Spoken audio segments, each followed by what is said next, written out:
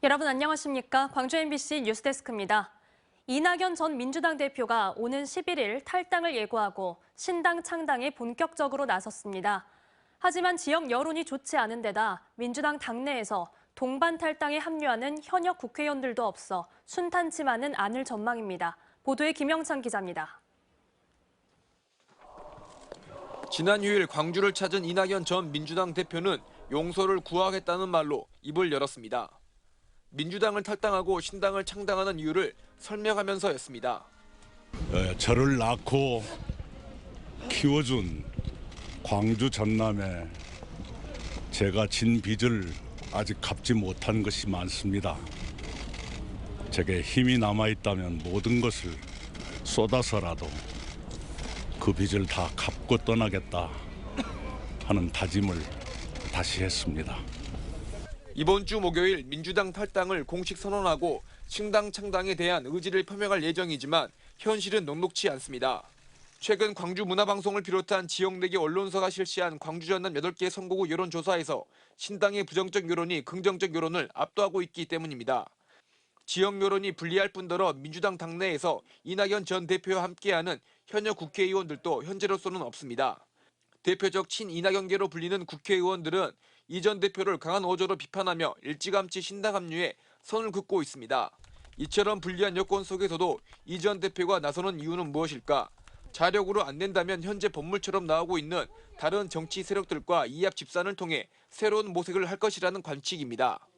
국민의힘을 탈당하고 개혁신당을 준비 중인 천하람 변호사도 이처럼 전망하고 있습니다.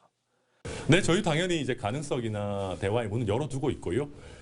다만 연대 그 자체가 목적이 되어서는 안 된다. 또 원칙 없는 연대가 되어서는 안 된다. 그렇게 생각합니다.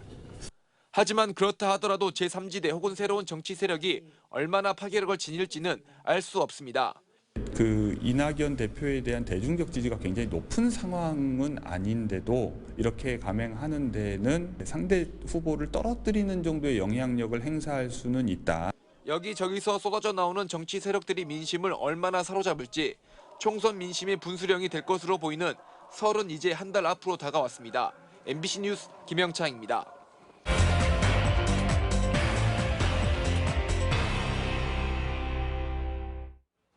맞벌이 부부나 취약계층의 부모들이 안심하고 생업에 종사할 수 있도록 전국 시도교육청이 초등학교 저학년을 대상으로 돌봄 교실을 운영하고 있습니다. 그런데 학생들이 몰리는 일부 초등학교에서 학생 선정과 관련해 불만이 나오고 있습니다.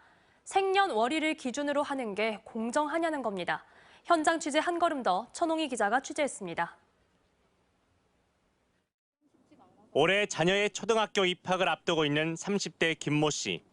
한부모 가정이다 보니 초등학교를 마치고 돌아오는 아이를 돌봐줄 사람이 없어 올해 3월 시작되는 돌봄 교실을 신청했습니다. 하지만 학교 측으로부터 뜻밖의 이야기를 들었습니다.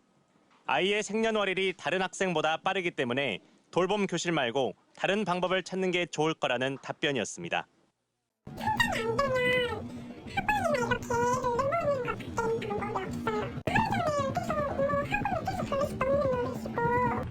김 씨의 자녀가 입학할 예정인 이 초등학교는 40명 규모로 돌봄 교실을 운영할 예정인데 신청자가 40명이 넘을 경우 12월, 11월생처럼 생년월일이 늦은 순서대로 돌봄 교실 학생을 선정합니다. 연말에 태어난 아이들은 연초에 태어난 아이들보다 발육이 늦기 때문에 제도의 취지상 우선권을 주는 것이 바람직하다는 입장입니다. 돌봄의 취지가 어린 학생들, 어린 아이들을 돌봐줄 수 있는 그런 혜택을 주기 위해서 마련된 제도이기 때문에 그래서 저희가 생년월일이라는 그 기준을 거기에 넣은 겁니다. 하지만 이런 학교 측의 입장에 학부모는 공정하지 않다고 주장합니다. 가정 형편과 아이의 상태 등을 면밀히 고려해 선정하거나 추첨이라도 해야 하는 것 아니냐는 겁니다.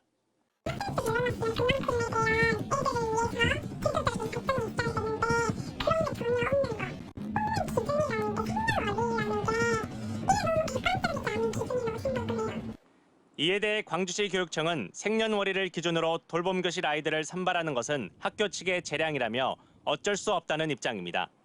그러면서 올해는 지원 예산을 늘려 돌봄 교실에 들어가지 못한 아이들이 다른 프로그램에 참여할 수 있도록 하겠다는 계획을 밝혔습니다.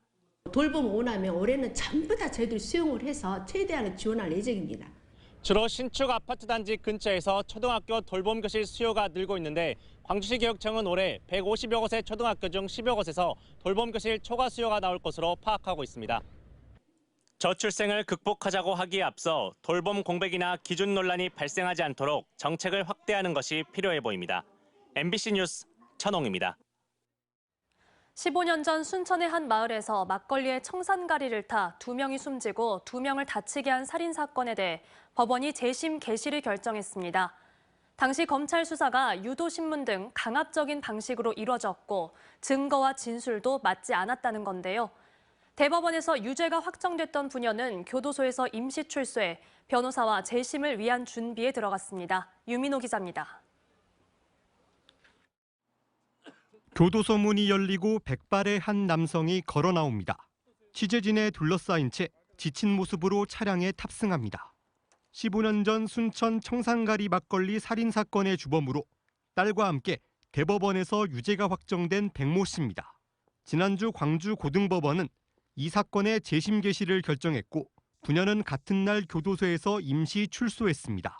재판부는 범행 도구인 막걸리의 출처를 밝힐 CCTV 증거가 진술과 맞지 않고 검사가 유도신문을 했던 것 등을 고려했다고 설명했습니다. 똑바로 앉아봐서 똑바로. 말하고 막 나오는 게 아니고 좀 생각을 해서 생각을. 생각을 좀 해보세요. 왜 거짓말했습니까? 재심을 이끈 박준영 변호사는 해당 사건은 당시 검사와 조사관이 강압 허위 수사로 사회 능력이 낮은 가족을 범인으로 만든 사건이라고 주장합니다. 그 자백을 받아내는 과정에서 강압, 회유, 기만, 이간질 등 이 불법이 가득했다는 겁니다. 도저히 그 자연스럽게 나온 자백이라고 보기 어렵다라는. 현재 백 씨 부녀는 우선 가족과 함께 지내며 병원 진료를 받는 등 안정을 찾고 있습니다. 박 변호사는 이들을 도와 그동안 확보한 증거를 통해 재심 절차를 준비할 계획입니다. 절차적 위법, 또 실체상의 문제도 상당히 많습니다. 그런데 이제 재심 개시 결정에는 일부가 이제 정리되어 있는 거고요. 재판 과정에서는 문제점들을 낱낱이 밝히고 확인할 예정입니다. 검찰이 오는 11일까지 이번 결정에 불복하지 않으면 재심 절차가 시작될 전망입니다. 대법원에서 유죄가 확정된 지 12년 만에 뒤집힌 이번 사건에 사회적 관심이 커진 만큼 그날의 진범을 찾기 위한 재수사 등의 과정도 필요해 보입니다. MBC 뉴스 유민호입니다. 지구온난화에 따른 기상이변으로 장흥 지역 대표 특산물 가운데 하나인 표고버섯이 냉해를 입었습니다. 농작물 재해보험 가입 품목도 아니다 보니 농민들은 보상을 받기도 어려워 한숨만 쉬고 있습니다. 박종우 기자가 취재했습니다. 표고버섯을 키우는 통나무가 일렬로 끝없이 펼쳐져 있습니다. 나무 사이사이에는 검은색의 표고가 눈에 띄고 덜 자란 버섯도 적지 않습니다. 봄철에 나왔어야 할 버섯들이 이상기온으로 조금 더 빨리 자라면서 냉해 피해를 입은 겁니다. 지난해 11월 따뜻해진 날씨로 표고버섯이 일찍 자라기 시작했는데 곧바로 닥친 한파에 얼어붙은 뒤 날이 풀리면서 그대로 썩어가고 있습니다. 이것은 가루라든가 육수로도 안 됩니다. 그래서 전량 다 폐기 처분을 해야 돼요. 그래서 이것을 일일이 또 인건비 들여가지고 따가지고 구덩이 파가지고 다 묻어야 됩니다. 그럴 형편입니다. 그래서 냉해를 입은 표고버섯을 제거해야 올가을에 다시 수확이 가능한데 버섯들이 수분을 가득 머금고 있어 따기도 힘듭니다. 이 표고버섯으로 1년 농사하고 또 나무 사고 또 인건비도 줘야 되고 지금 산에서 벌목부터 해야 되는데 뭔 돈으로 인건비를 줘야겠어요. 진짜 너무 힘들어요. 진짜 농사 짓기에는 농부들은 너무 매일같이 울어요. 진짜. 현재까지 장흥 지역 6개 농가 19만여 개의 온목에서 피해가 확인됐습니다. 장흥군은 표고버섯 150개 전체 농가를 대상으로 전수 피해 조사에 나섰습니다. 저희 이번 주 중으로 피해 임가에 대한 전수 조사를 할 계획으로 있습니다. 이제 저희들이 일단 취합해서 이제 복구비 지원을 건의할 계획으로 있고. 한편 노지 표고버섯은 농작물 재해보험 가입 품목에 빠져 있다 보니 냉해 피해를 입었지만 보상받을 길이 없어 농민들의 한숨만 깊어지고 있습니다. MBC 뉴스 박종호입니다. 프로야구 기아 타이거즈가 고심 끝에 확실한 9위를 갖춘 외국인 선발 투수를 영입하는 데 성공했습니다. 외인 선발 1명이 남아있긴 하지만 이번 스토브리그 기아는 김선빈과 김태군 등 내부 FA 선수를 붙잡고 또 팀의 해결사 최영호와 단연 계약을 맺는 등 착실하게 올 시즌 재도약을 위한 발판을 놨다는 평가를 받고 있습니다. 한신구 기자의 보도입니다.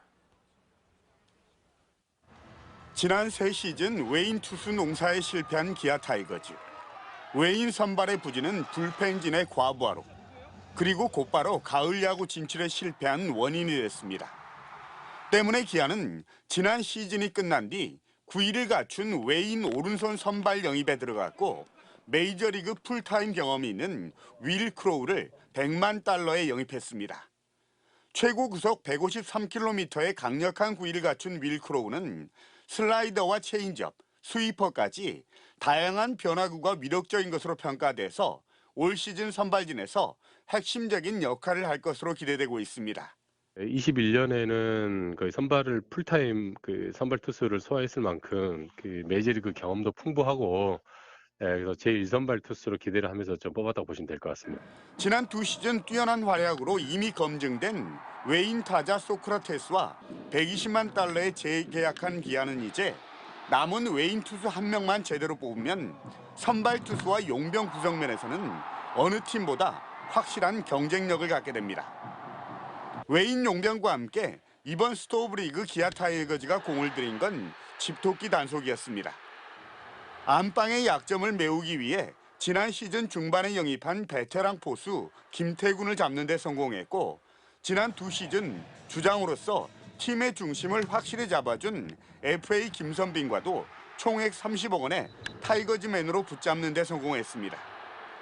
여기에 팀의 맏형이자 해결사 최영호와 2년 단연 계약을 맺어서 중심 타선에 안정과 무게감을 더하게 됐습니다. 투수와 타자가 정해진 시간 안에 승부를 펼치는 피치클락, 그리고 자동 볼 판정 시스템인 로봇 심판제 도입, 더블 헤더의 부활, 여기에 예년보다 일주일가량 앞당겨진 시즌 개막 등 어느 해보다 리그 운영의 변화가 큰 올 시즌. 재도약을 위해서 착실하게 전력 보강 작업에 공을 들였던 기아 선수단은 이번 달 말에 호주로 전주를 나서서 시즌 준비를 위한 본격적인 담금질에 나섭니다. MBC 뉴스 한신구입니다.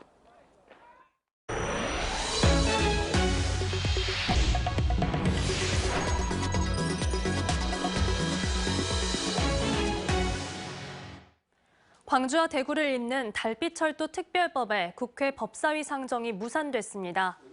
광주시에 따르면 오늘로 예정됐던 국회 법사위 논의에 여야 간사가 달빛철도 특별법의 상정을 보류하기로 합의함에 따라 내일로 예정된 국회 본회의로의 상정도 자동으로 무산됐습니다. 이에 따라 21대 국회 마지막 임기인 오는 5월 31일 전까지 본회의가 열리지 않으면 달빛철도 특별법은 자동 폐기될 가능성이 커졌습니다.